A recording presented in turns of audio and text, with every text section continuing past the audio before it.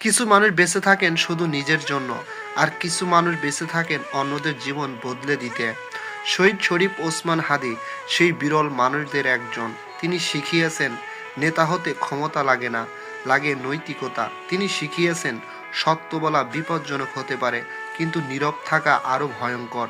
হাজারো তরুণ আজ মাথা উঁচু করে দাঁড়াতে শিখেছে, কারণ একজন মানুষ ভয়কে জয় করেছিল। তিনি আর আমাদের মাঝে নেই, কিন্তু তার আদর্শ আজও বেঁচে আছে। কারণ কিছু মানুষ মরেও মরে না, তারা ইতিহাস হয়ে যায়। শহীদ শরীফ ওসমান হাদি, আপনি শুধু একজন নাম নন, আপনি একটি পথ। এই সমাজে সবাই কথা বলে, কিন্তু সত্য কথা বলার মানুষ খুব কম। শহীদ শরীফ ওসমান হাদি নীরবতার বিপরীতে দাঁড়িয়েছিলেন একা। তিনি জানতেন সত্য বললে দাম দিতে হয়, তবুও তিনি চুপ থাকেননি। আজ তিনি নেই, কিন্তু তার সাহস হাজারো কণ্ঠে কথা বলে। কিছু মানুষ হারিয়ে যায়, আর কিছু মানুষ আদর্শ হয়ে যায়।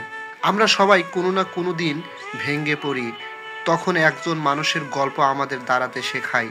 শহীদ শরীফ ওসমান হাদি এমন একজন মানুষ, যিনি আমাদের শিখিয়েছেন ভয়কে অতিক্রম করতে হয়। তিনি দেখিয়েছেন একা দাঁড়ালেও সঠিক পথে থাকাই জয়। এই মানুষটা শুধু জীবন বদলায়নি, বদলে দিয়েছে মানসিকতা।